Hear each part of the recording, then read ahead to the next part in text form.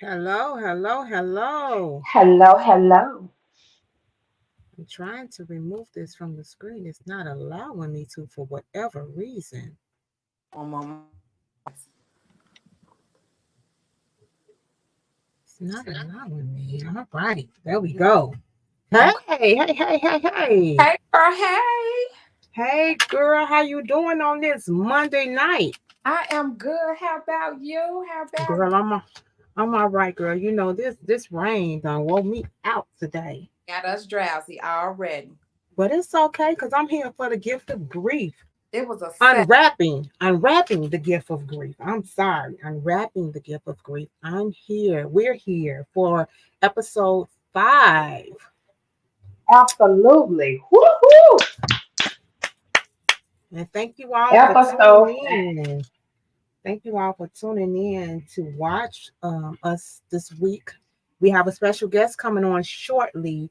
Um, Larry Tabron is here with us, and we've already informed him that this podcast is unedited, unfiltered, no holds barred. So no holds barred. hopefully he tap into what we're doing tonight.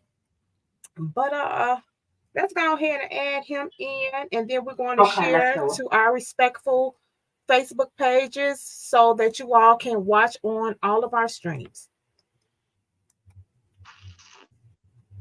Hey, Hey, what's happening? what's happening? Yeah, we So I'm live in the sharing. building. We we're live. I'm We are sharing now. live. We are live. I'm sharing to Tasha's page. Good, good, good. And Okay. and Tabron, you can share to your page. I'm going to try to Um, share to your page as well. oh, there we go. I'm down. I'm in. You in? I'm in. All right. I just shared. Okay, good. Okay. That's good. So, Tabron, tell us a little bit about yourself. Let the people know who you are, what you do, where you from. Well, I'm from the Wild Wild West. I'm from out west. West side, the You best know, side. born and raised. From the rooter to the tutor, from the projects to the suburbs. Mm. Um, um, I'm a military guy, so I've been in the military. I've been after the military, I went to college. Um, um, all during that time period, I was called into the ministry at an early age. However, during those time frames, I was still on the block. And so I got kind of like both sides of the world at the same time.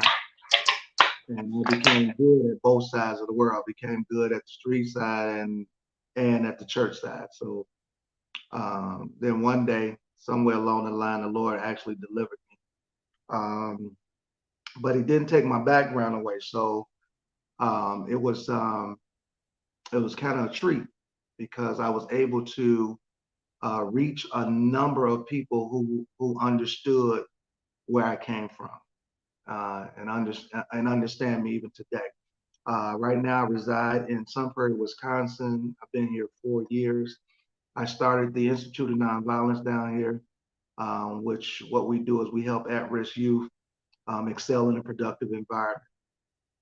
Just took a little bit of my background and brought it down here to a place that individuals was trying to be destructive and they have no clue on how to actually be destructive. And so we want to change their mindset before they actually tapped into how to actually perform what it is that they're trying to do. Um, and it's been a treat, working with the government all the way from Washington, D.C. To various states and even back in the city of Chicago. And so um, we just, we're grateful for the things that God has allowed us to go through, and we're grateful for the things that He didn't allow us to go through. So we're here tonight with you two wonderful sisters. Tasha, I've been knowing all her life. What was that laugh about then? What was that laugh about? I've been knowing Tasha before all her kids were born. I've been knowing Tasha all her life. I think I'm the goddaddy to all her kids. I don't know. I'm gonna find out. But you gotta tell that means you telling my age a little bit though, bro. Like it's fine, no. At least I said I've been knowing you all your life, so that means I'm older. you know. So, but down through the years, Tasha has been a rider. We have lost some great friends, and I was just thinking about that the other day, Tasha. We've lost some great friends in our time, and Sister Crystal, I don't want to like just transfer this over to a God thing, but God has kept us. Absolutely. Yes, yeah.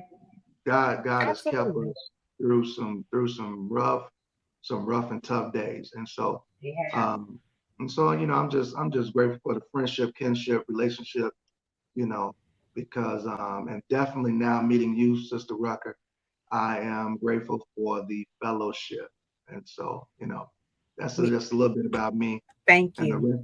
The rest is written down on my bio that you don't want to read. Child, let me tell y'all something. I gotta take these glasses off because I be getting a reflection in. Y'all, let me tell y'all something. We asked Tabron for his bio. A small bio. A small bio. This man sends a bio like he's coming to the Breakfast Club. Now, I know God doing something with this podcast, but I was like, no, but thank you so much, and thank you for respecting us and what we're doing and being so professional with us. We appreciate it. We definitely appreciate it. Yeah. So, y'all, we're gonna kick off this show, and we're gonna do something. We're gonna start doing something different. Yeah. So, although this show today is about the emotional part of grief, exploring the impact that grief has on our self-perception and our relationships and our overall well-being, we're going to do something fun right quick. So this is the icebreaker question for everybody. And I mean everybody. And when I ask this question, that don't mean give me your deepest hallelujah praise God song. I mean, just give me what I'm asking. So, what's a song? You're going to try. I'm in trouble. What's a song that always brings a smile to your face and why? Go ahead, say Ron. Why I gotta go first? Go ahead, because you the guest. Go first. Because I can't. You want to really know what song? What really? Yeah. And why? I want to know what song brings a smile to your face every time you hear it, and why? In Between the Sheets by the Isley Brothers. Right now. So y'all ain't ready. Y'all ain't ready for this. In Between the Sheets. Boom, hey. See, come on. I like the way you. Okay, all right. Yeah, In Between the Sheets by the Isley Brothers. It always brings a smile. Okay, and why is that? Please, Phil. That must have been that one time. That was that one time. Oh no. You said, what song do I hear that always brings a smile? Then I asked you why. And you said you plead the fifth. So I said it must be that one time. What's your song, Crystal? Yeah, Crystal. Or that 19th time. What's my favorite song? Well, what's the song that brings a smile to my face every time I hear it? It gotta be Girl, You Look Good Once You Bag That. You a fam, Once You Bag That.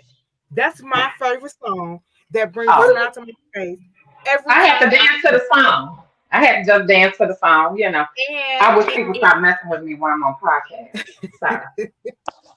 That song That song makes me smile because it takes me back to a time when I was young, living carefree, no children, hanging out up in Milwaukee where they blasted that every day. And we had nothing but fun. No Mm, responsibility times. mm. So it takes me back. So All you right, like let's dive into you like the question dark number color. one. No, no, no, no, no, no, no, no. Because you ain't Look, said you see yours me yet. like I can't Uh-huh. sing that. Oh, you can. I can sing that. Oh, I can't sing that. Uncut, unedited. My song is How to Get to Sesame Street. Girl, play. My song, for real though, y'all. Yes. Well, my song is Tasha, Silk. stop being like that. I She I'm, said, I'm saying it. but she My nasty. song is by Silk. Let me lick you up and She said, down. she See you nasty. say that's my song. That was She my nasty. song. So why you smile when you hear that song? That song just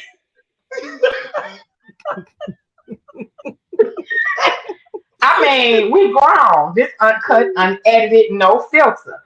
It just takes my mind back to that real good moment. Okay, hey, I'm Mm, 50. I can mm, say mm. it. Take my man. Only, I ain't had no children. I All got right. oh, something now. yeah, that's how you got them because you was That's how smiling. I got them. Uh-huh. And Cause he that's how started singing. He That's how started Crystal singing. got Now hers. I was the one singing. You better know it. And that's how Crystal got hers. She was bagging that thing up. Yeah, You better uh-huh. know it. Uh-huh. And you was in between the sheets. Come on, somebody. Oh, Come What? on. See how that wrap? oh, We just Come on. wrapped that up right there. But guess what? all in A between the sheets. wonderful change has come over me. All That's right, it. all right. That's Okay, And so, it. y'all. so we're gonna, Change. Change. That's it. He changed us. Yes, he so did. if that's the case, then on the flip side, then it's Marvin Sapp. He saw the best in me. Oh well now. When everyone else around me, uh-huh, could Yeah, only see the worst. Absolutely. the worst, Huh? And so, Come on. on the flip side, yeah, he saw the best in me. Mm-hmm. Because man, I was a wreck. Mm. We we was And we, bad. No, I wasn't bad. You was just young. You was Tasha was young. bad. Tasha was bad. I She was a was, fighter. She was bad. I was a thug. Yeah, she's bad. She I'm even though she's bad now, she just calmed down a little bit. But she still a thug. I'm a holy thug now. Mm, mm, mm. holy. I'm a We God can thug. we can take that word and put it in the Greek and it means a whole something different. No, It never means mind. a What it whole lot. No, no, no, It means a whole lot. no, no, no. oh, Yeah, yeah. Holy. Yeah. good night. Good Why night. am I Okay, y'all. why am I Okay, shaking? y'all. I'm shaking. Shaking like a salt shaker. Okay. Okay, let's dive into this Okay, thing. All okay, right. well, Tabron, but first we Yes, need to ma'am. know, where does your grief journey start? Whew. Um, in 19, 1997. Um, and I don't tell this story often, but in 1997, I was me and my best friend at that time was at Al's restaurant on Sacramento and Lake. Do you remember that? You know that restaurant, Tasha? And Pass it every day. well, this was the old Al. So they got kind of like the new Al's now. Yeah. Everything is different, and I might be the reason why it's different. So we had just came back from doing a deal in the projects, and stopping to get something to eat. Everything's good. And for some reason, I left my money on the floor in the car. And so I had to come back out the restaurant, go to the car, get the money. As I'm coming out, three guys are going in. They go in and they shoot my boy up. Mm. Um, and my grieving process started then. To make a long story short, because that was not intended for him. It was intended for me. Mm. Mm. And so So in 2023, how are you with that situation? well, that's a stain that'll never leave. You know, um, every May 18th, I think about that moment. So that's a stain.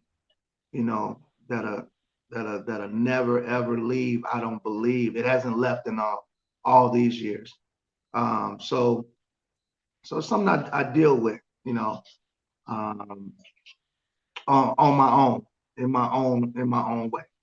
You know. And then how do you cope with it? What helps you when you go through that? What is the coping mechanism for you to help you with that?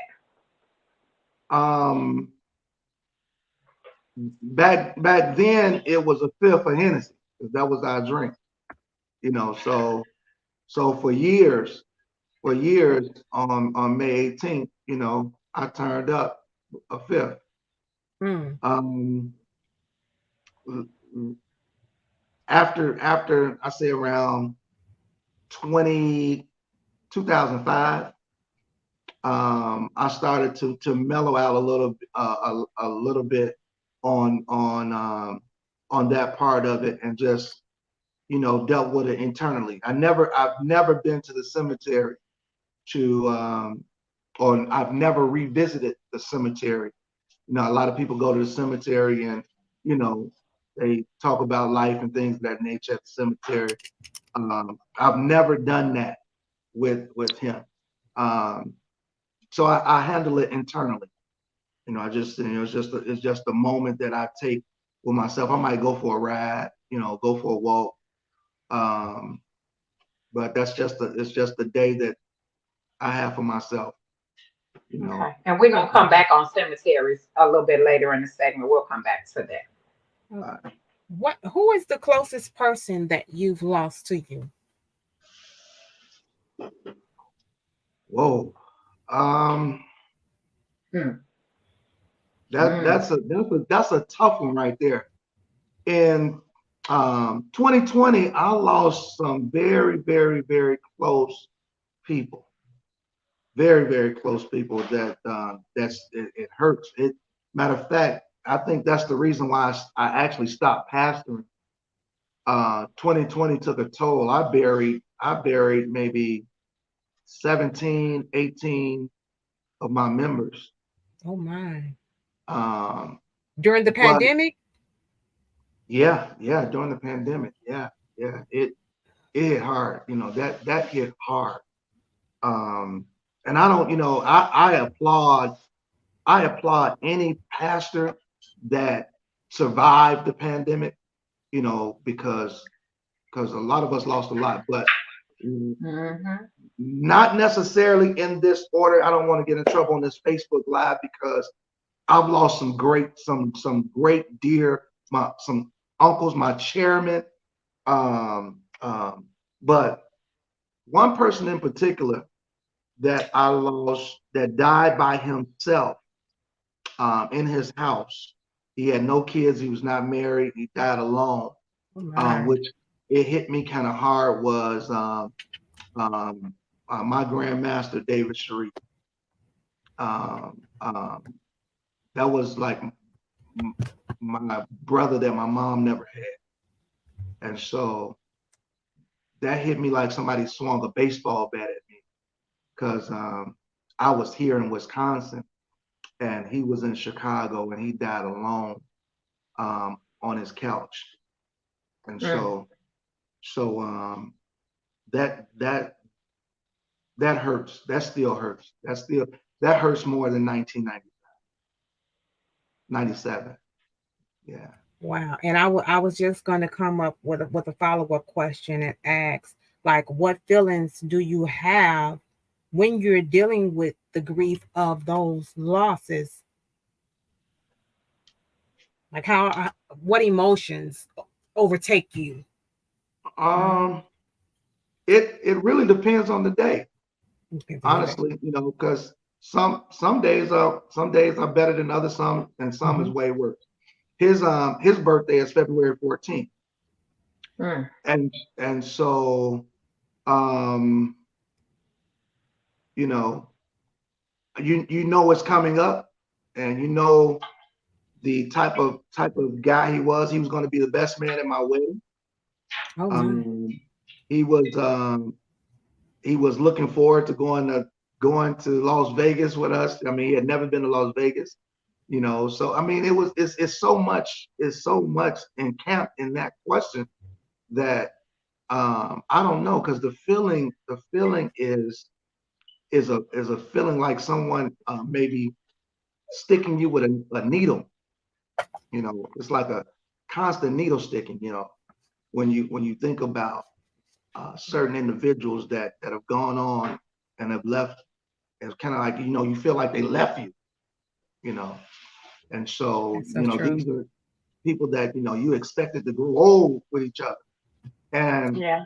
That's true. and and, That is and true. I think the hardest part of this, and maybe this is I think the hardest part of this is they are unreplaceable. Yeah. Yes, you cannot find a seat filler for them. You are No, absolutely correct. There are no. no So seat fillers. and can't no and can't nobody even come close to even in your mind to even think about Hmm. replacing them. So I think that's the hardest part in losing with me, in losing someone that had that much impact in my life, that they are unreplaceable, you know. Mm-hmm. And and um and, and I even had to tell some, I'm not even looking for any friends. I don't even want no more friends. You you know, Hmm. because the loyalty, the camaraderie, the bond, it The doesn't brotherhood. yeah, it to me it doesn't exist anymore. You know, people will put on a facade like they down with you, and they not, you know. And so when you had solid people in your life, no matter what you went through, no matter if y'all fell out or not, I knew that if I fell out with these two brothers, if I was hungry the next minute, come get something to eat, you Yep. know.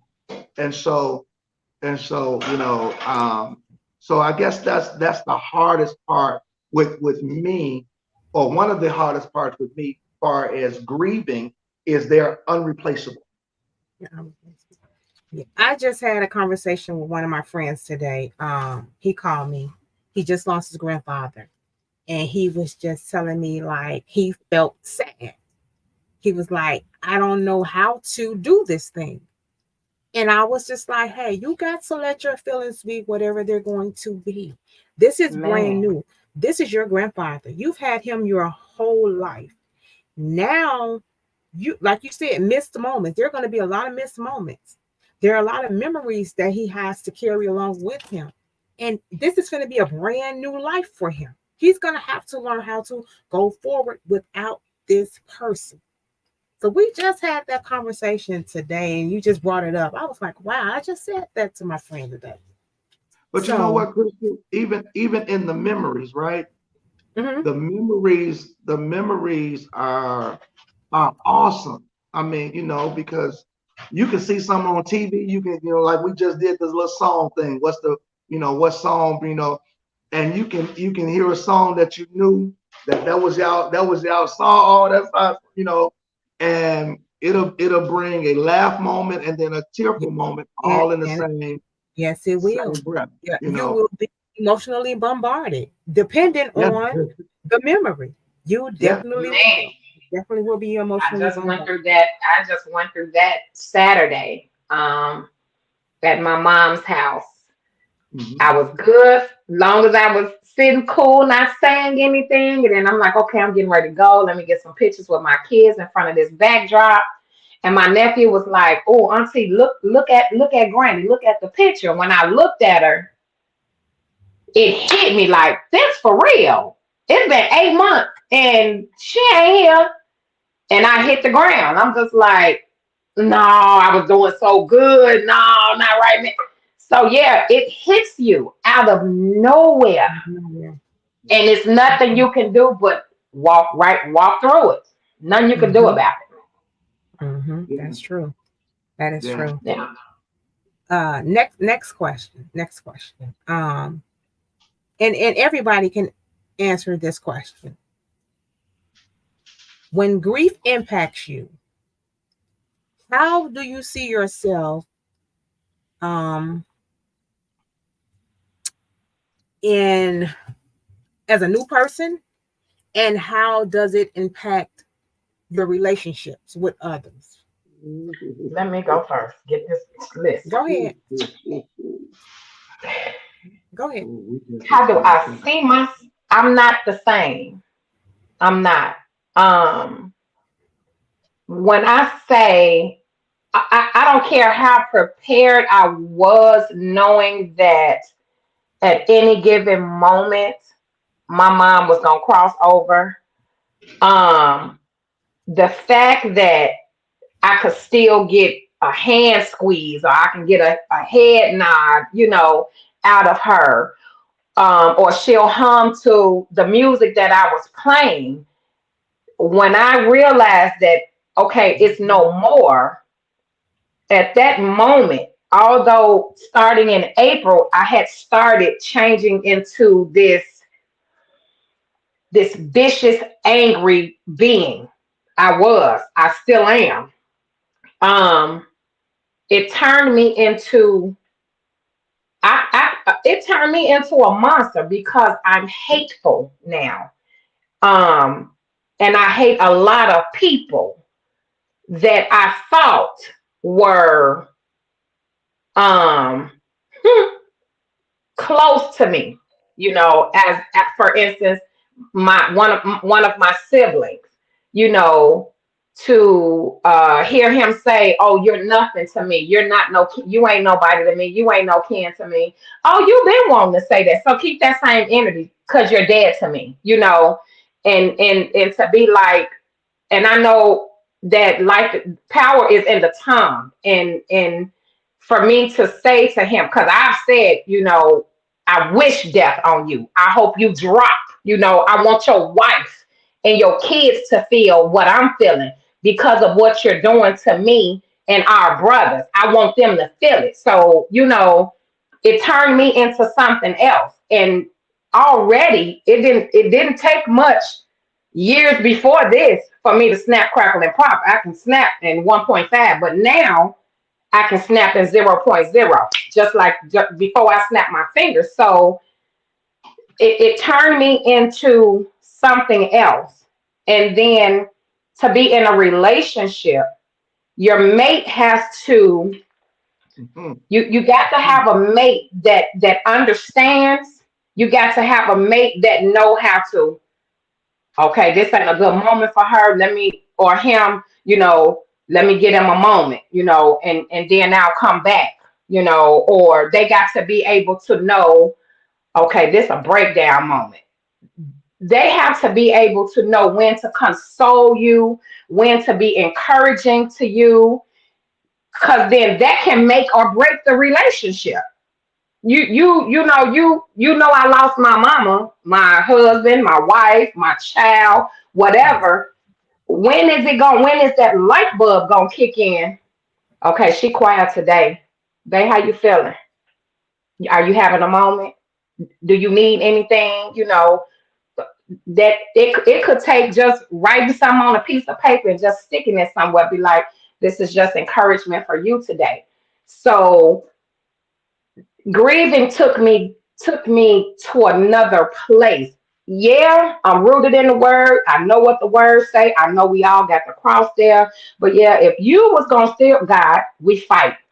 You knew you was gonna take my mama. Why you make me have to get her leg amputated? If you was still gonna take her. So we fight.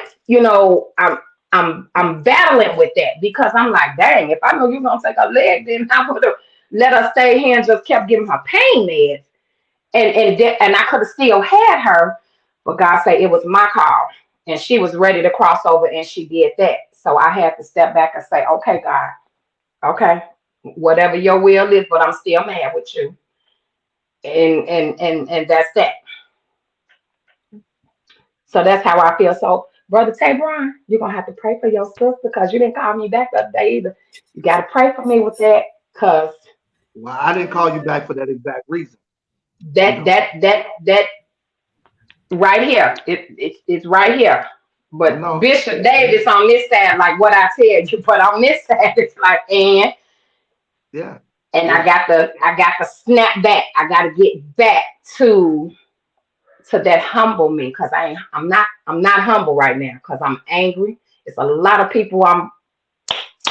You know, yeah, So let me ask you this, Tasha, because you just said something, right? And I hear it.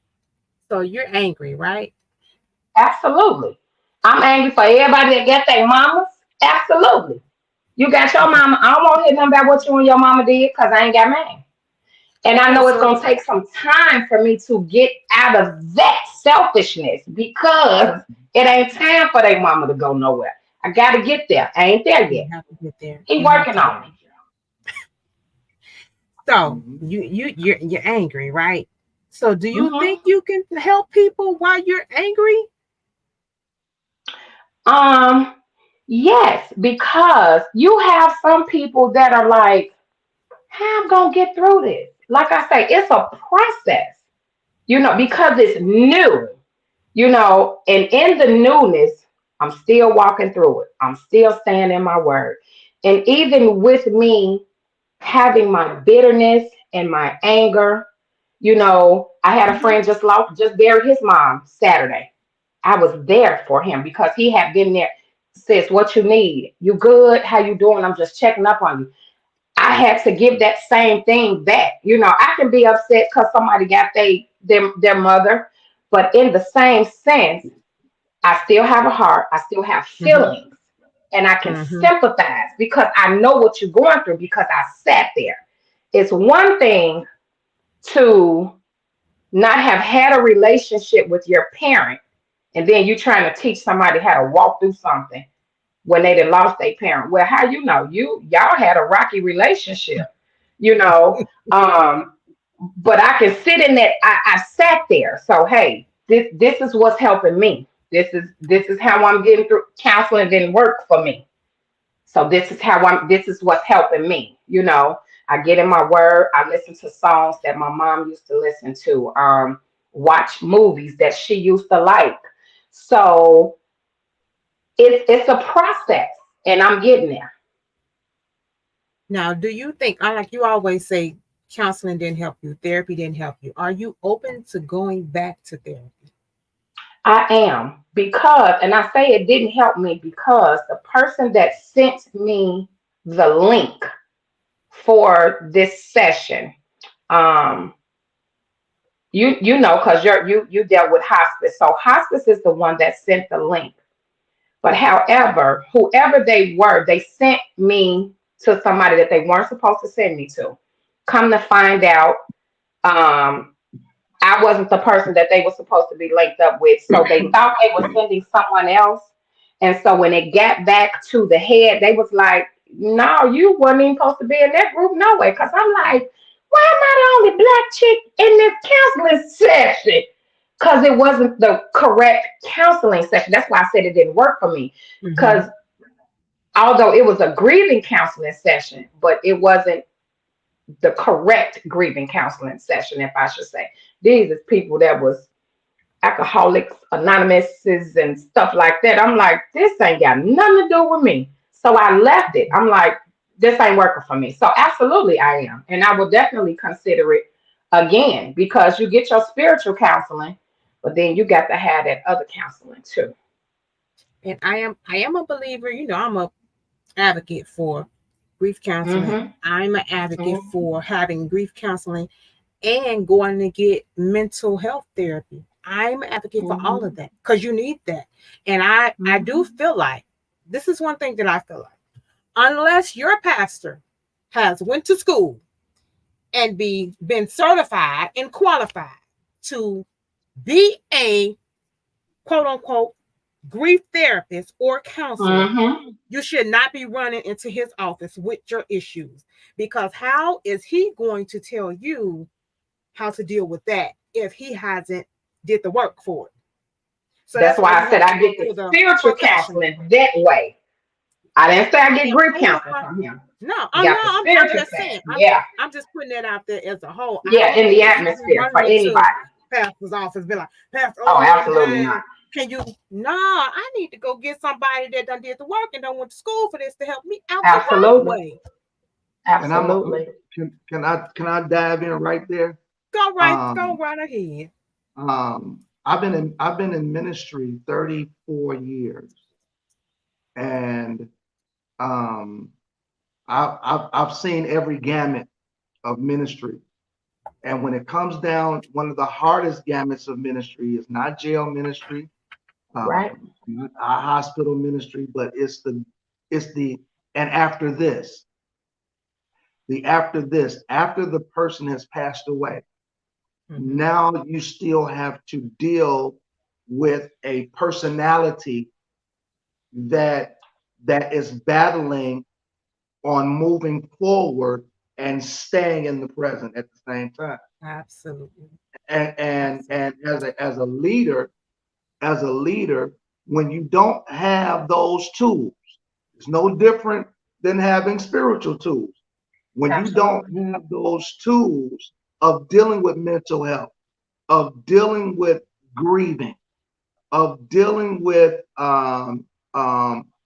postpartum and all of these other attributes that come along with the human mind and things of that nature, your words will mess a person up because Yes. because that person has opened up a portal and shared a intimate part of their psychosis with you, and Yeah. in doing so, when you interrupt with the wrong information, it causes a catastrophe in them in the way that they think. Yes. You know, so a person like me. Once again, I started this thing off by saying I was good at both sides. So at Mm-hmm. any given moment, one side will overtake the other. And if you are not the right person to interject into my life at the right time, Mm-hmm. you don't know if you're gonna get Dr. Jekyll or you're gonna get Mr. Hyde. Yeah. And so you are absolutely right. When it comes down to counseling and and and and and impartation and inputs and things of that nature, as a leader, you have to be very careful, of what you say and how you say it. You know, another thing, I'm reading. I keep seeing this marquee go across, unwrapping the gift of grief. Um, I want to say, I want to put something out here that's kind of personal.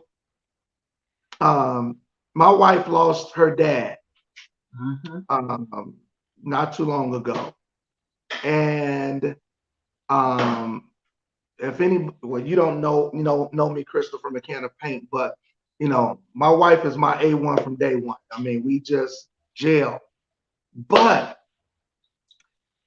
she was.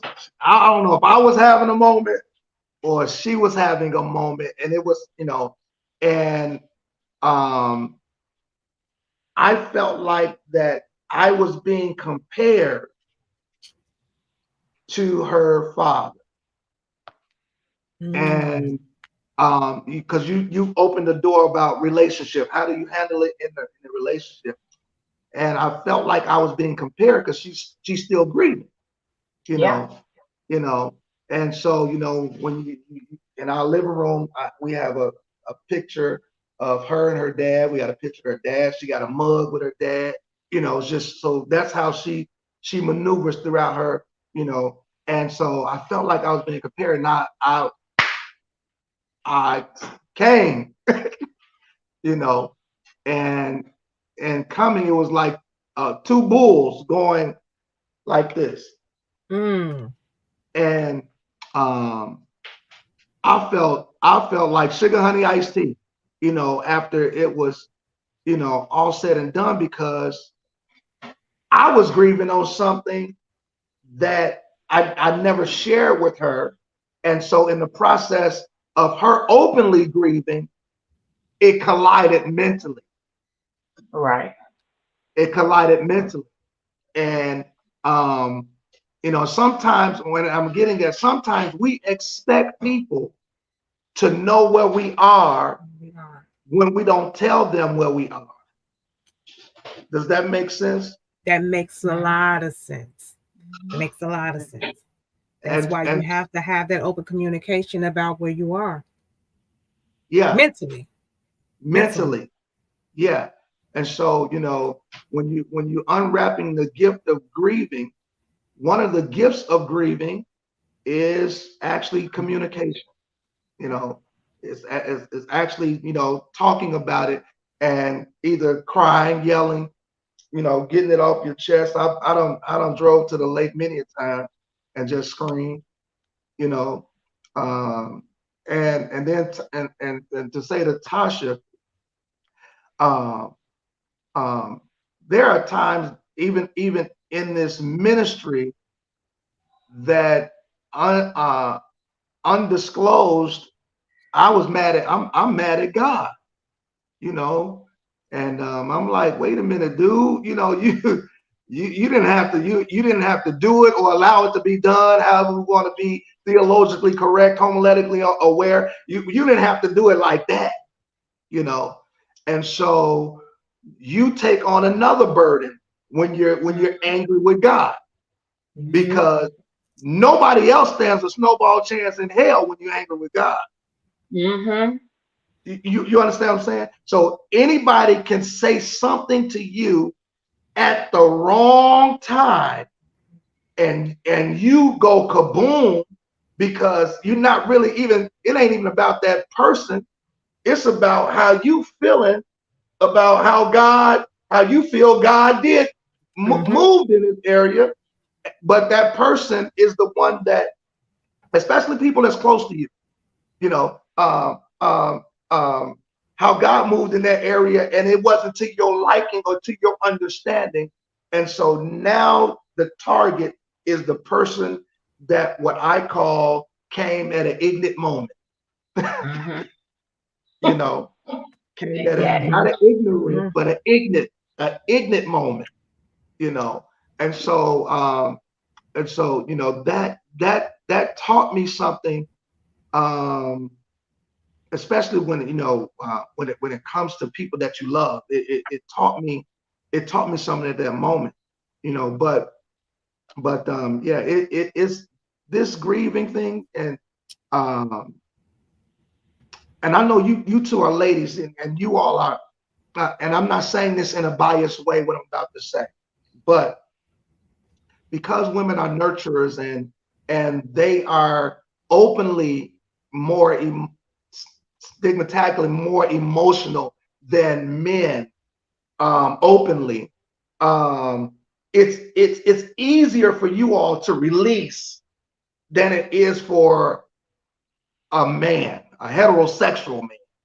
Yeah. It's easier to release. Now, I use that word heterosexual for those that are viewing, because I have some great friends that are homosexual, and it's easy for them to just they just, they don't mind sharing and going. But for those my friends and that are across the globe that are heterosexual, we have did studies and we found out demographically that it's we are more closed in on sharing our emotions, you know. And so um, um, we hold that in, we hold emotions in more so than women. But when we let it go like dynamite. Yeah. Yes, And because so it has built up so much. and Now so you're exploding. Yeah. now you're exploding. Now that is the outward word. Exploding is the outward word. Then you have something called imploding. Implosion. You blow up Imploding from is the that inside. and you explode on the inside, you Yep. know. And so and both are dangerous. Both are dangerous. So, when Tasha said what she said, the other day to me, and you know, um, I have to be more concerned about the aftermath of of things, and then I have to look at my sister and say, you know, um, I don't know how you feel. I know I have my mom, but someone asked me, I was like, I don't know. Don't mess with my mom, because we were talking about another topic early on Facebook. I don't know how we act if somebody slapped my mom. Let alone she passed away. So I do not know what it feels like. There is no comparison in the world.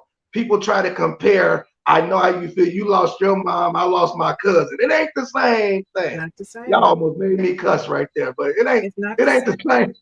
It ain't the same thing. So when it comes to ignorant moments, we have to be careful.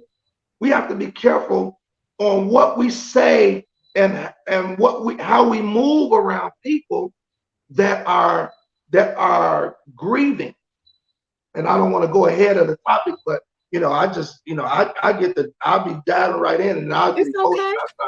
I'll get It's upset. okay.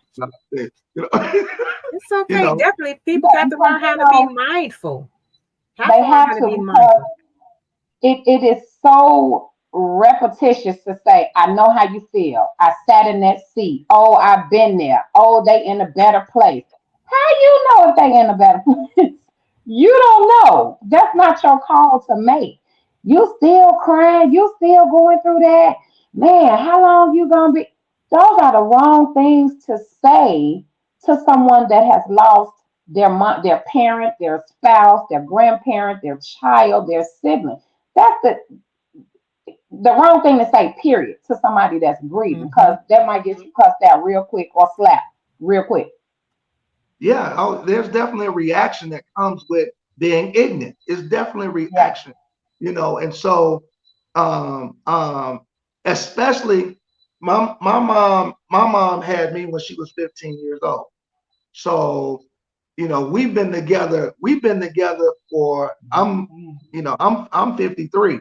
So, and I'll be 54 the end of this month. I still have her. So we've been together technically all her life. I've been with my mom from her teenage years on up. So not saying that that is greater than anyone that has been with their mom or dad later, but but that emotional bond attachment. I'm in Wisconsin, and sometimes I'll be like, man, I just want to go, lay up under my mama, um, Mm-hmm.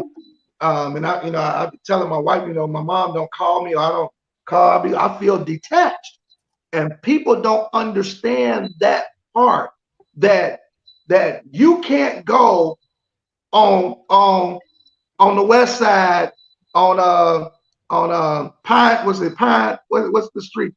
It's Pine Park Pan and Park Parkside. Pack. You can't go on Parkside and be like, hey mom, you cooking some green. You know, it's they and people don't see that and say you're still grieving. What do you mean I'm still grieving? You know, So we have to be very, very careful. This is a subject that that they're talking about actually in scientific studies, dealing with parapsychosis of grieving and of the mind and things of that nature. And it's a touchy subject because there is no time limit. No time limit. You're right. There's You're no right. time limit. You're right. You're right. None at all. Now, we're talking about grief, dealing with ourselves, and how grief impacts us, and how grief impacts our relationships. Um, for me, grief grief gave me freedom, and I know that Mm, may sound crazy, but yeah. had I not lost my mom and my grandmother, I still would have been bound to taking care of people, not being able to create boundaries, and not being able to say no. Mm-hmm. Grief allowed me to release some things. So I Wow. found the blessing in grief. Grief allowed me to go get some help to deal with some things that I had been subconsciously dealing with. Grief did a lot for me, did a lot for me. And as far as relationships, I'm learning how to put boundaries on certain areas and people in my life. Especially, I have three siblings. I have three brothers. I'm the only girl. And you would think because I'm the only girl that they would take care of me. Well, no, it's the other way around.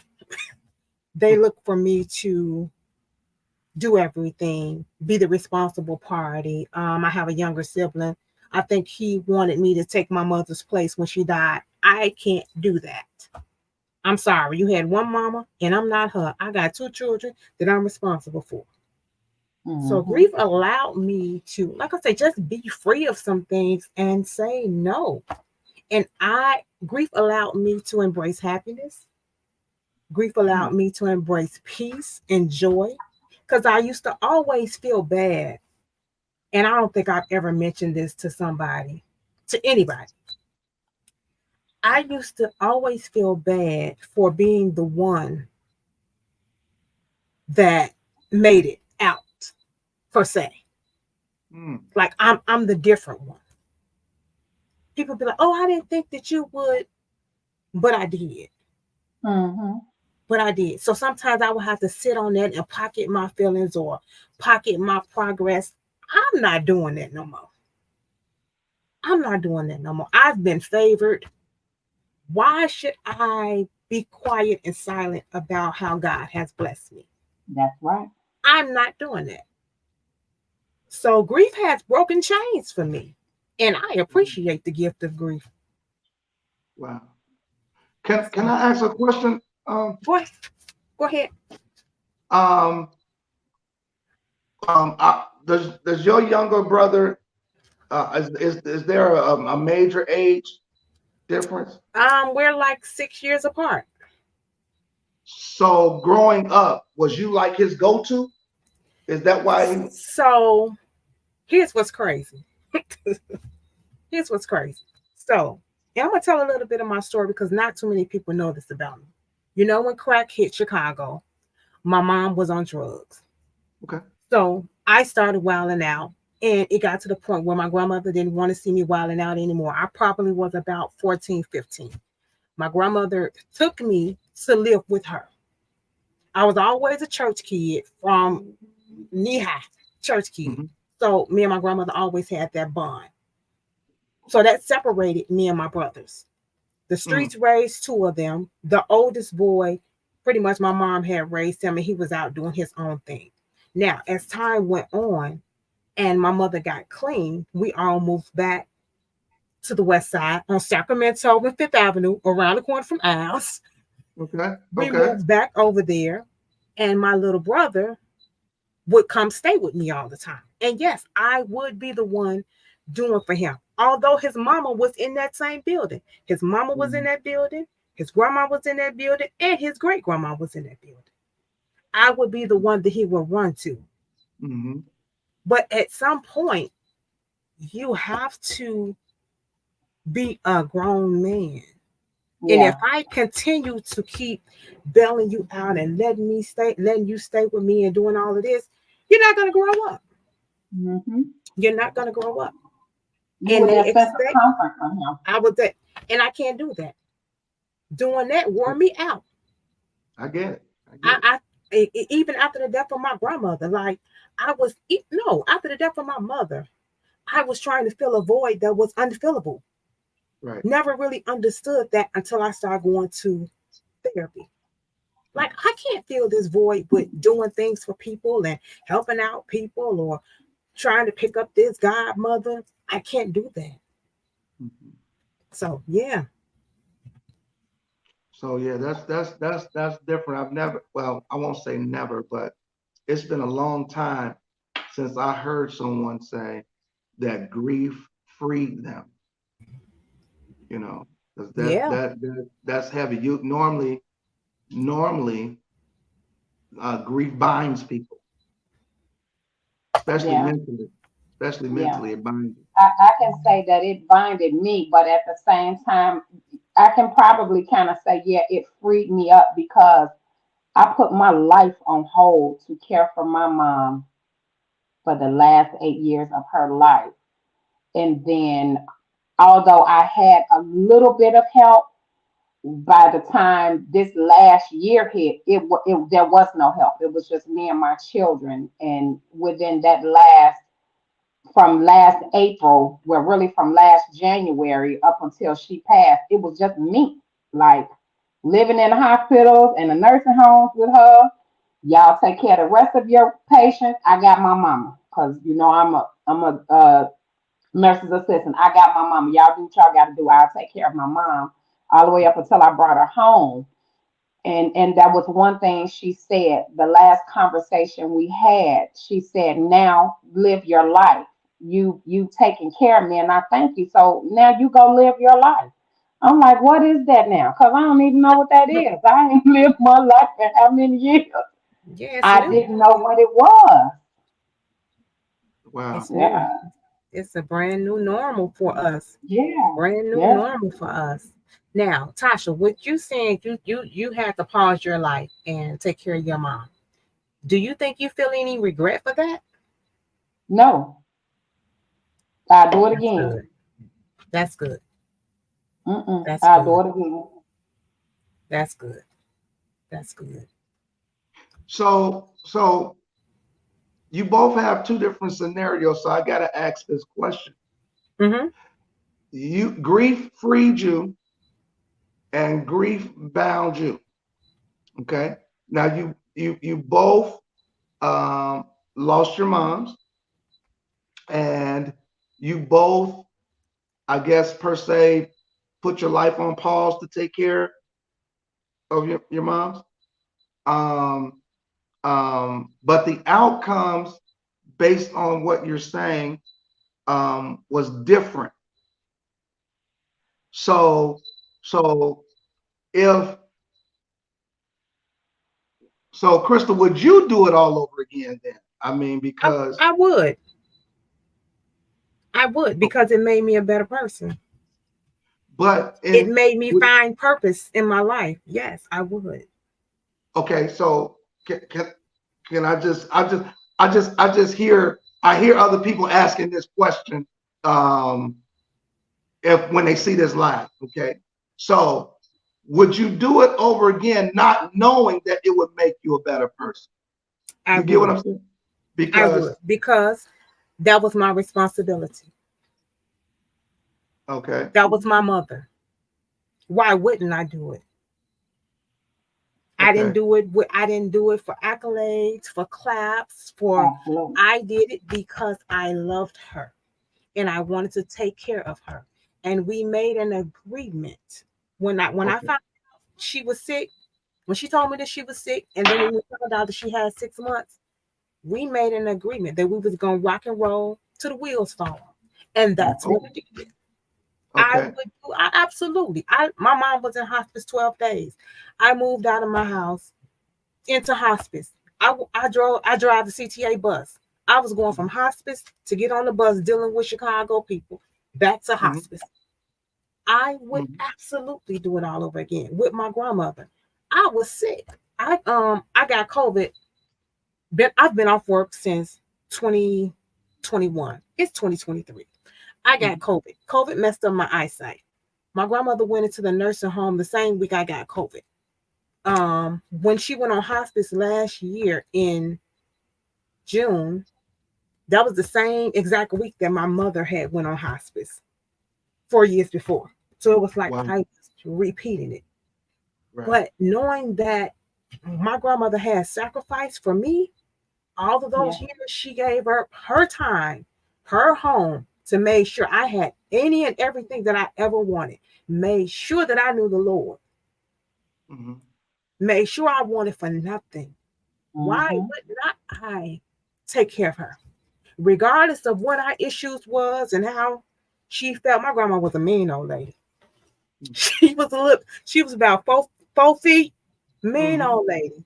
And the reason she raised me was crazy. My grandmother told me, I didn't raise you to run off and get in a relationship and get married. I raised you to take care of me.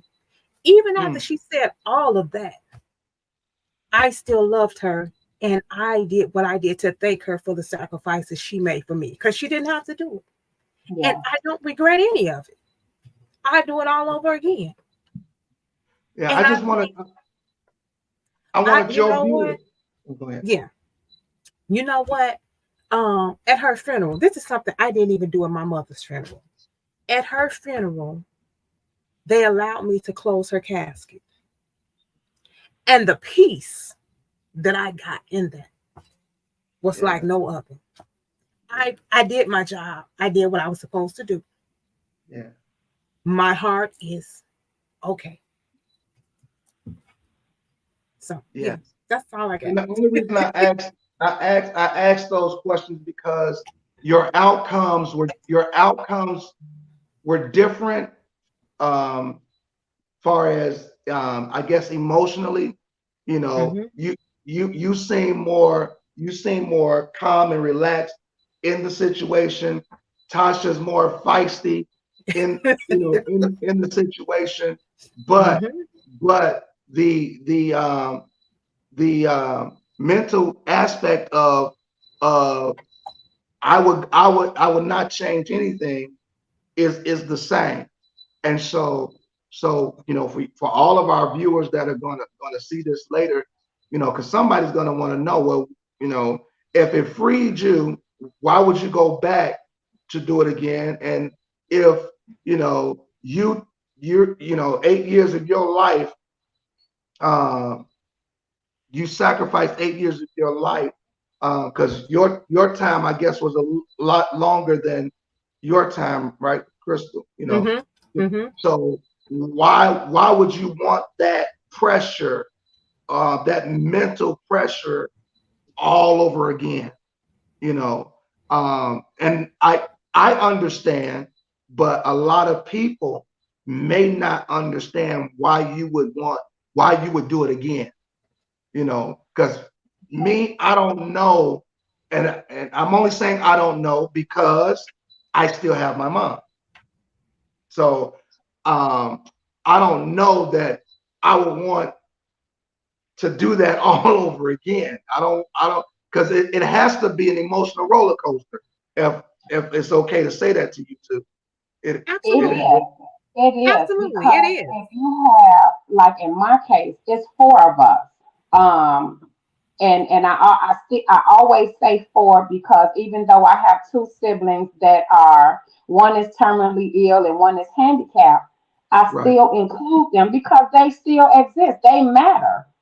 Mhm. But me and the other one that are able bodied, Mhm. I Yeah. just felt like that should have, and we had, so I thought, we're always close. But I just thought that caring for our mom, we should have shared that duty because if it was the other way around and he was here in Chicago and I was out of town, hey, I'm moving back to Chicago so I can help my brother take care of my mama because that's our mama, not just you just gonna let your sister stay here and you just ain't gonna do nothing. Like I had a handful of relatives, cousins, and an uncle that would share, like on Sundays. You know, you go ahead and go to church. We got auntie on Sunday, or my uncle. Look, you got to go home and get some rest. Now I'm staying up here with my mama because I'm gonna be here around this clock when these doctors. Doctors don't come in when they supposed to. Mm-hmm. But I just felt like that was not their job because that's not their mother. That was me and my brother's job. And that's where the clash comes in at. You wasn't here to help me see after our mama, but then now that the tables have turned for the worse, now you want to step up and say, "No, she ain't going here. She going here." No, brother, that ain't where she going. I've been doing this by myself. She coming with me. Because I'm not going to be getting up going to the west side to take care of her when she been out here this way with me for a whole year. I'm not going to do that. And I just felt like he should have stepped up as the big brother. Although I had power of attorney medically, I still included him in everything. I ain't want to, but that was the right thing to do. Hey, this what they want to do. I ain't with all that. Well, what that mean? And I'm telling him what it mean. I'm like, but mama want to do it. So let me see what the pros and cons are, and then I'll make a decision. Cause she said, well, whatever you say, Tasha. Okay, well, let me weigh the pros and cons. I still included him. I ain't have to. He didn't include me in nothing in the end. I ain't have to include him in nothing, but I did that because that's what my mama would have wanted. So would I do it again? Absolutely. I mean, I get it. He got a wife, but hell, your mama terminally ill. You don't get to see your mama because you there. I don't care about cutting no trees and no grass. I can't cut today. I got to go see about my mama. That's just me, the way I would have done it. So yeah, I'll definitely do it all over again. And I and sure will. see, you just said something because you said that was you, right? And you was Yeah. expecting them to do what you would do. But as a people, we have to stop expecting us from others. We are Mm-hmm. unique individuals. Everybody Yeah. don't move like us. They're a unique Mm-hmm. individual. So we have to take the expectations off. Mm-hmm. Because I dealt with that. Like, how y'all not gonna come up here and see y'all grandma? How y'all not gonna be up here to see y'all mama? I don't get it. But Yeah. take the expectations off. I'm gonna do what I gotta do. Do what you can, why you can. Yeah. And if you can't, Yeah. don't do it. Mm-hmm. But more than Yeah. likely, you're gonna end up doing it Yeah. because you Once care. once again, I still have my mom, and I'm only emphasizing that because when people hear this again, I don't want them to think that I'm saying that I understand how you two feel. Mm-hmm, But she don't have too much. She don't have too much. She mm-hmm. don't have she don't have too much, y'all. Oh God. Woo, That's all my right. favorite. Yeah, see, that, that, she's saying Child. that there's pickle juice, but it must be something else. Doctor all over got nervous. What's that, But Tosh? but but the my mom I am 2 hours and 20 minutes from Chicago. My dad called me and said, "Hey, we taking your mom to the hospital. Such going on. Blah blah blah." It's let me take my glasses off so y'all can see my eyes. He said, "You don't have to come, Negro. Is you crazy? We out the door. We on our way out the door. I'm coming to see my mama. Wouldn't she will not die in the hospital without me being there. You Okay. know, Mm-hmm, nobody's gonna give me a report. I want to hear. I want to talk to the doctor myself. mm-hmm, I'm her Mm-hmm. oldest son. I want to talk to the doctor myself. I want you to tell me what's going on with my mama because I got some power, and we gonna Come we on. gonna you know. And so and so so on one aspect, when you say, "Yeah, I'll do it again," you know, down in me is a rider. We like you said, we gonna roll this till the wheels fall off. That's what I'm talking about. Yep. we gonna roll this till the wheels fall off. I don't care what country I'm in, what state I'm in, or whatever. I'm gone. I'm on the first I'm thing gone. spoken when it I'm when it gone. comes when it come to my mom.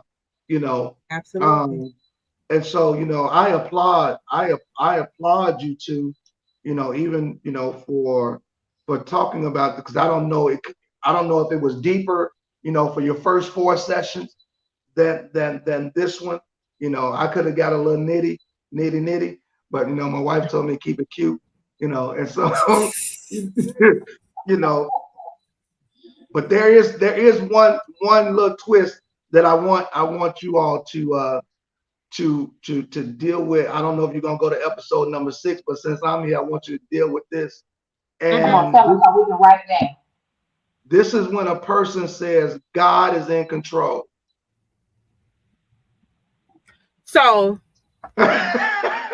check this. So we dealt with that episode 2 through Okay. 4. It's called The Misconceptions of Grief. Uh-huh. Absolutely. The most common misconceptions of grief. And that's one of them. Like, that's what people will say to you. God is in control. Okay, I get that. But do you got to tell me that? I mean, because Right. I'm quite sure I know that. But can't you keep your mouth closed? Because right No, now, I don't want to hear that. I don't want to hear that right now. And I do understand that when someone's name is called,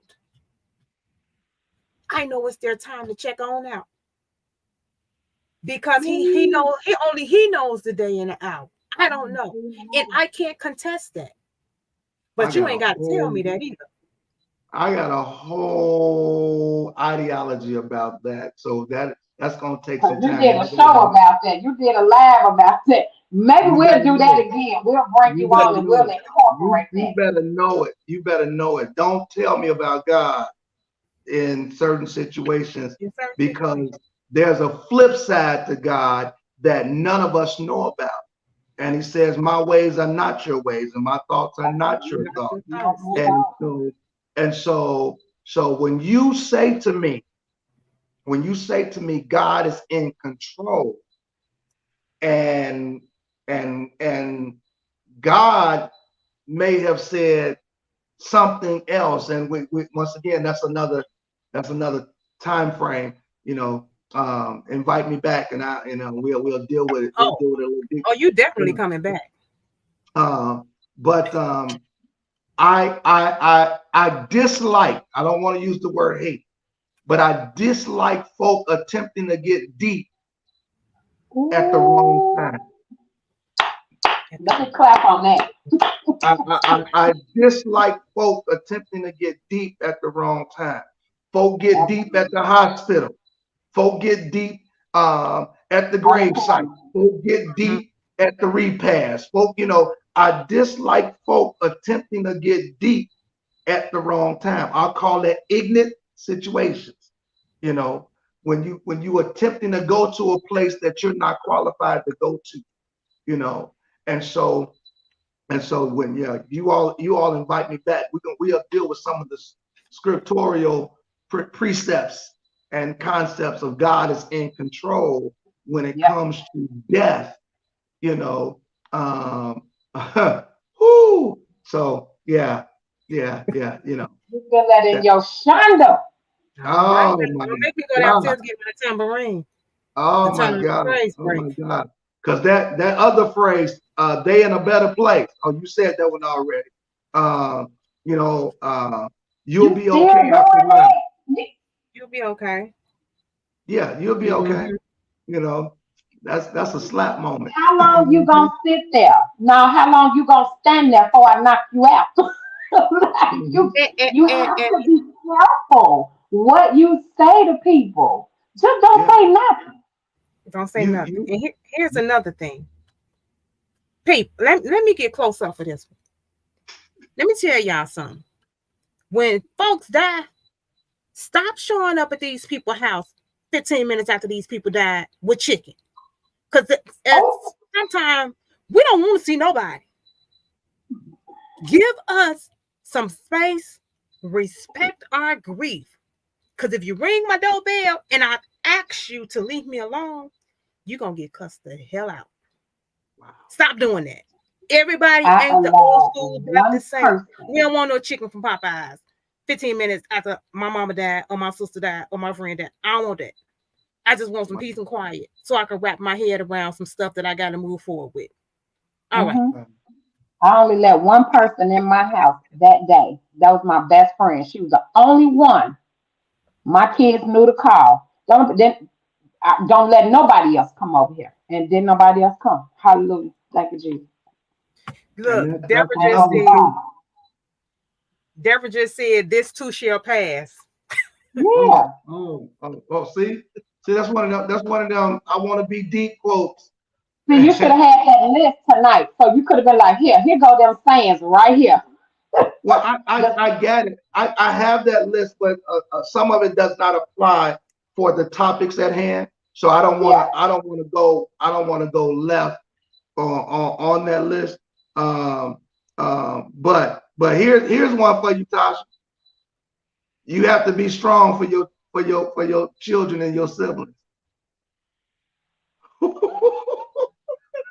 Like, if I got to be strong for them, who going to be strong for me? Come So on. you just want me to carry all the weight? Hell, they can't be strong for themselves if they close with the grandparents. What you mean? Listen, You tell me I to be just strong tell one more her. time. You tell me to be strong one more time. I'm gonna introduce you to the slap challenge. Ooh, child. You know, you know. Listen, But yeah, there's just some very wrong things to say when absolutely. a person is navigating the heart of coping with grief, you know, Mm-hmm. and you two are amazing. This is an amazing podcast, you know. Thank Um, you. yeah, you So know, much. this is amazing podcast. And Chris, I worked for CTA for 10 years. You Yes, he know, Oh, did. child. they Bless your ministry. you probably got a training off of me. And I'm the one that a guy spit in my face on Halsted and Madison, and they did a training. They did a training after I got through with him. They did a what not to do.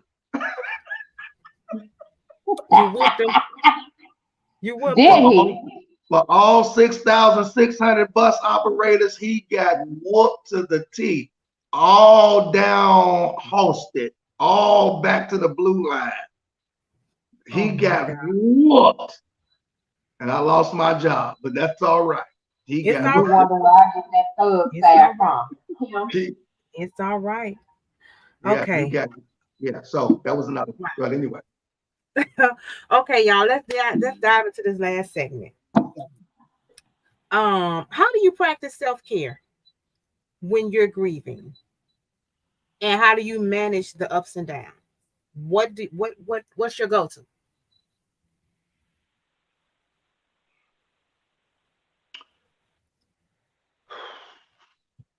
why are you looking at me, Josh? Let me give you some improper grammar. I'm just looking.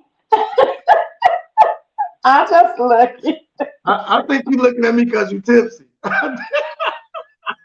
Oh Y'all Lord.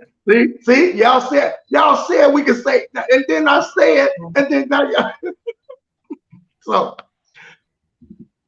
self care, self. What's that? Anyway, Some Smirnoff. self care. Um, self care is a place that you bring yourself to keep your composure. Mm-hmm. It's a balance point with yourself,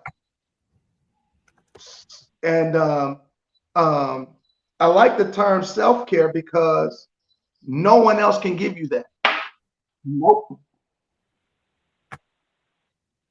No one can give you that balance when you're grieving, but you know when to go, you know when to come out of, or your mind will tell you okay, you can, it's okay to come out of it now. You know, some people want to, got to go smoke. Some people got to go drink. Some need to go dance. Some need to go walk, ride, do whatever they need to do, and until their own mentality say, okay, all right, you can come out of it now. You know, but uh, uh, um, self care also helps you find out how strong you are. Absolutely. Absolutely. Hmm. It helps you find out how strong you are, what you can take when you're going through, and and so um, and that's hard harder for others, that because yeah, like Tasha, she's an aggressive person already. So well, I'm basing that off of what you said. You said you was a fighter.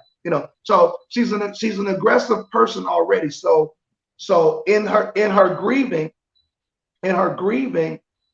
it's already an aggression there.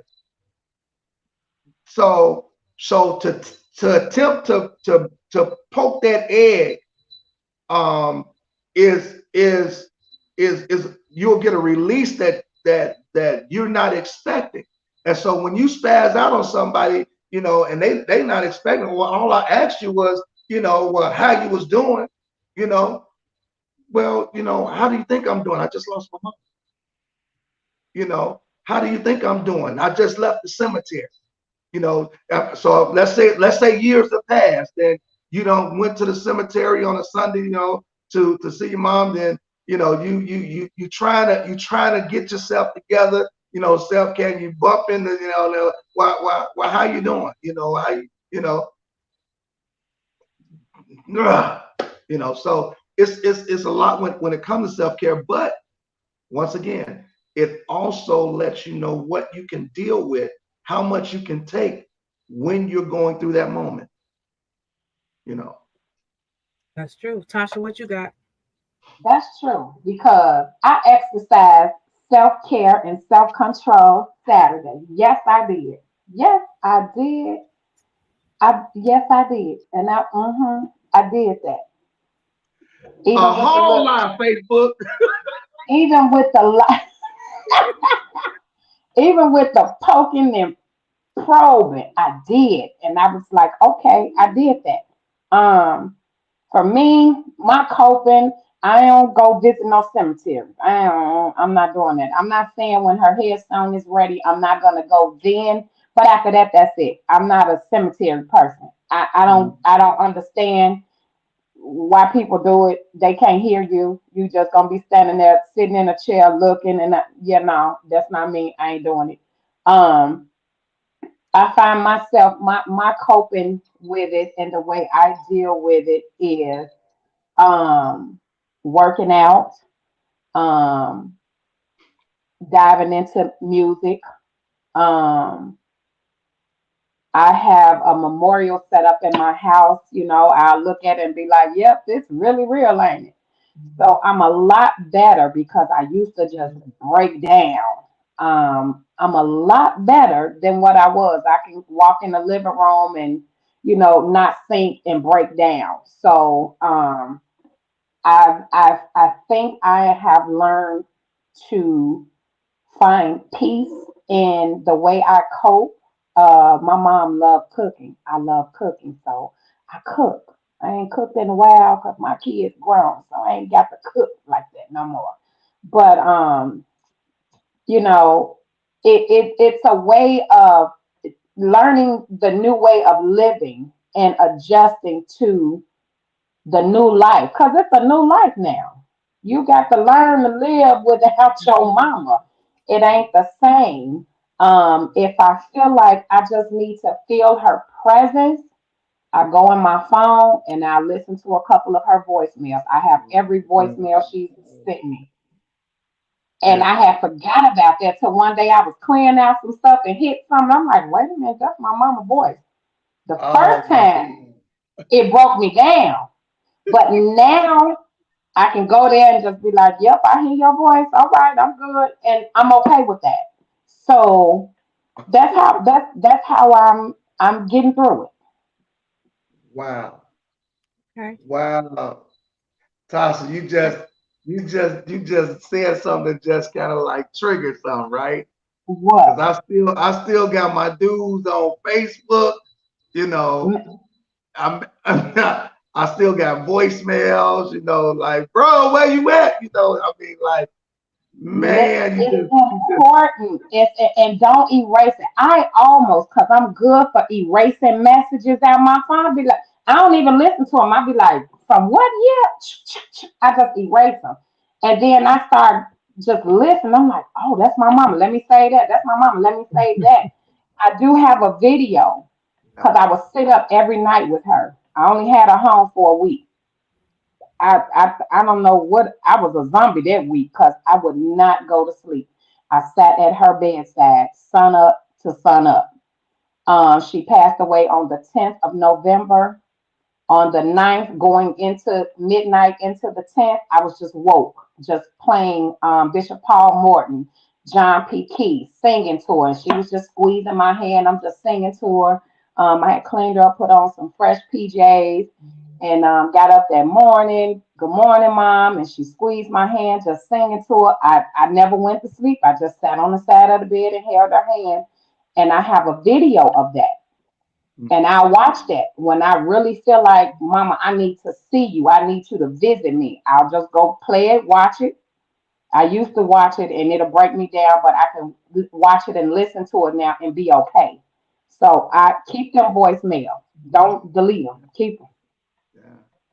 Now that's one thing that I don't have. I don't have voicemails, but I do have my Facebook post of me and my mom Hmm. singing together, ride down the street, because that's all we did. Ride down the street on a grocery store, wherever, singing in the car together. I now, before my mom died, now my mother was mad at my father for years.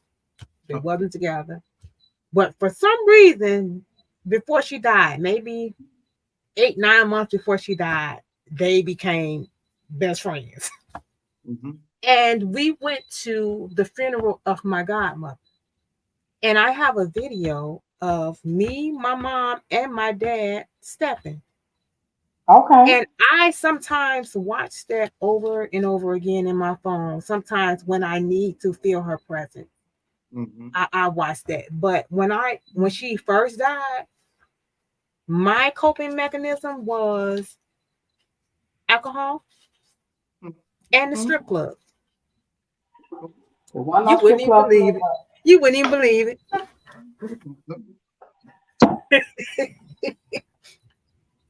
Child, listen. Wait a minute.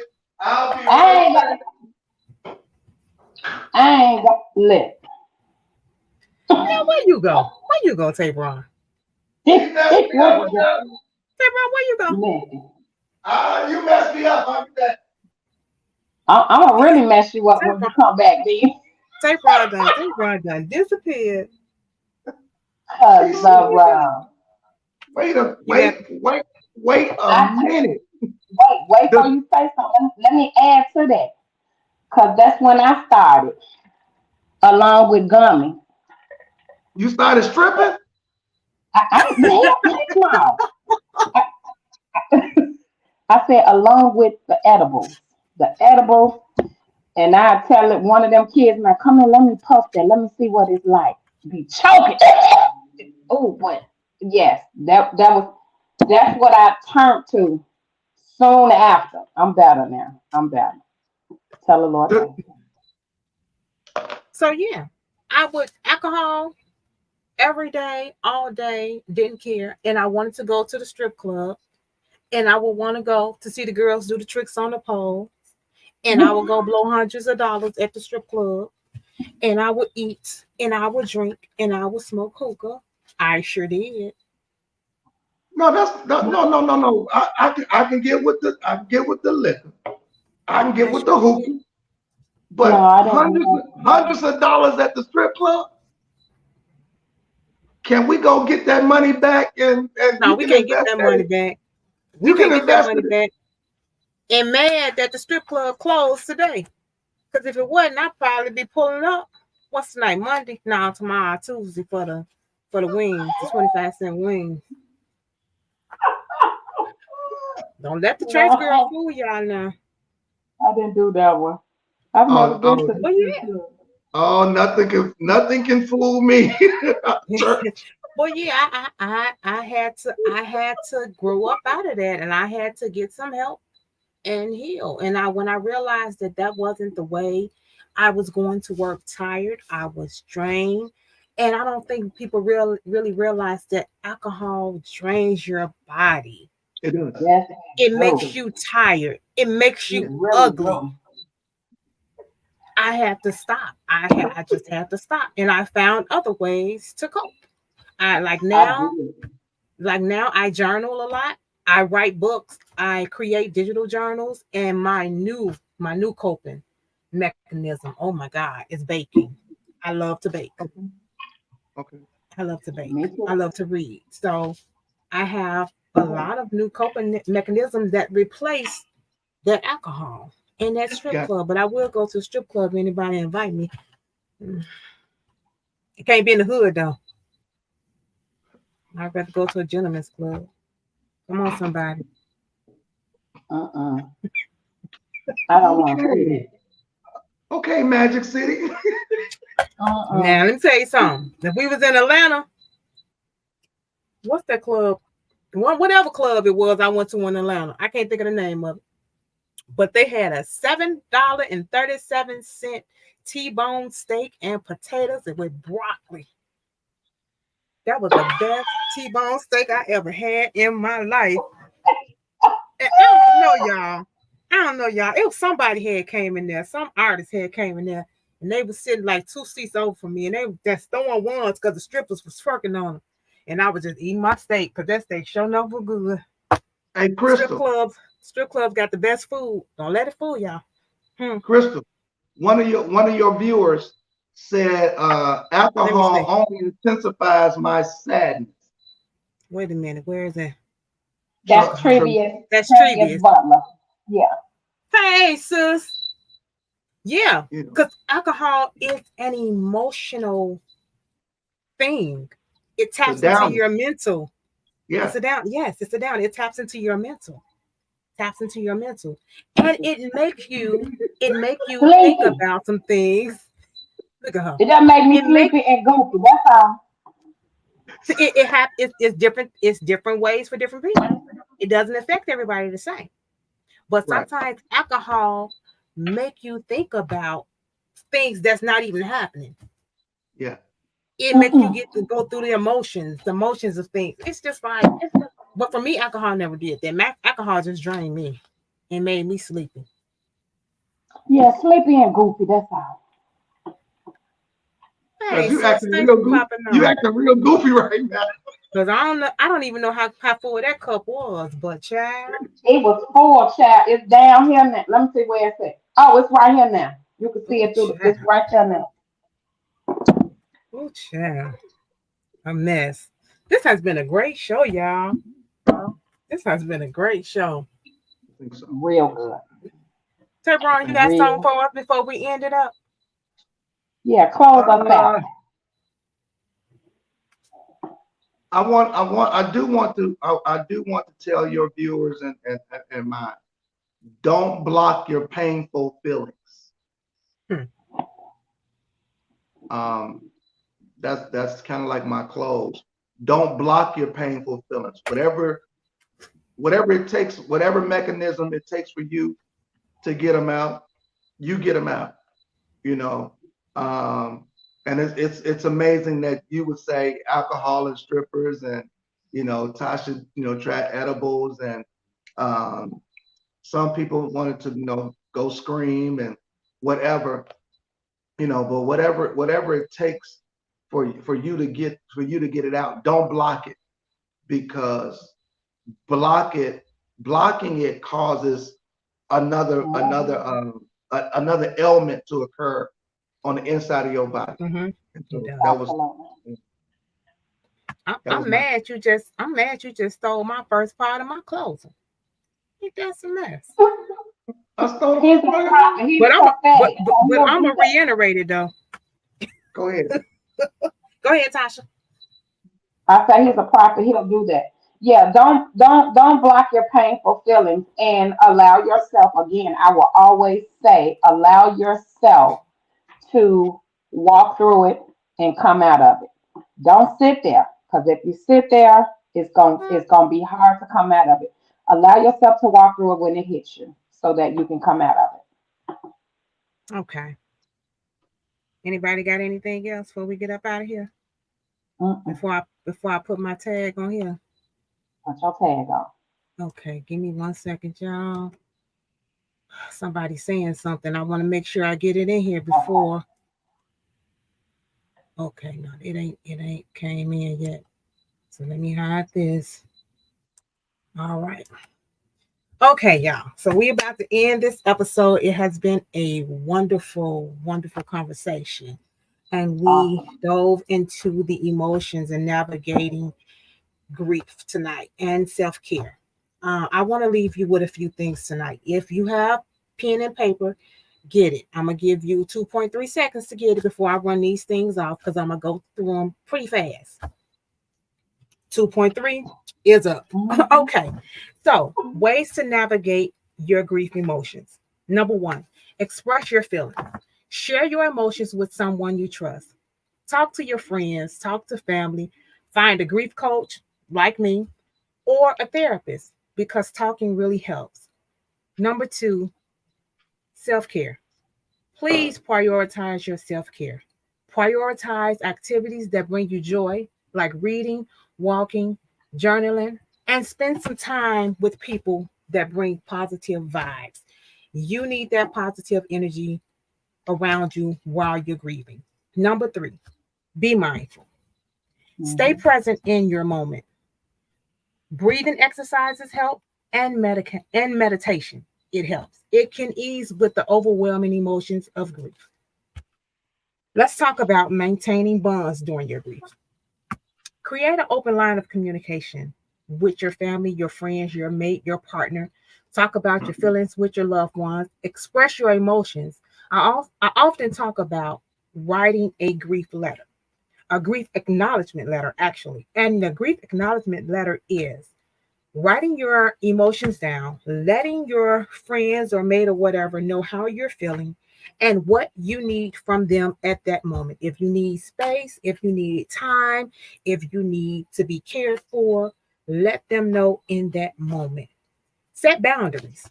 Give your space, give yourself the space that's needed. Communicate your needs. Like I just said in writing the grief letter, you need all of that to continue to maintain balanced relationships. Participate in activities. Mhm. Don't stop doing. If you like to go step, go step. If you like to go for spoken word, go for spoken word. Do those things. It helps. Also, embracing the grief healing path. Allow yourself to feel fully. Allow yourself to experience the emotions. And like Tabron said, even the painful ones. Number one, acknowledge it. Acknowledge it. If you acknowledge it, that's the first step towards healing. I said this before, seek support. Please seek support. How to navigate your grief emotional roller coaster. Get a journal. Write down your feelings. Putting your thoughts on paper can provide clarity and release. Believe me, journaling heals and journaling helps. Create a routine. Structure helps stabilize emotions during uncertain times. If you get into the habit of doing something every day at a certain time, you can kind of pull your grief back a little bit. I'm not going to say do it every day because sometimes you won't be able to avoid it, but create a routine for yourself. Positive reminders. Surround yourself with reminders and happy moments. Do not try to wipe the people out of your life that you're grieving. Have memories, have photos, listen to songs, keep them present in your life because pushing them behind your mind, that's not going to do anything but cause an emotional bombardment later on in life. So, as we conclude tonight's episode, remember that your journey through grief is unique and your emotions are valid. Healing is a process, and you're not alone on this path. Reach out for support when needed, embrace the moments of transformation, and always, please be kind to yourself. Mhm. Until next time, may you find strength and comfort in your healing journey.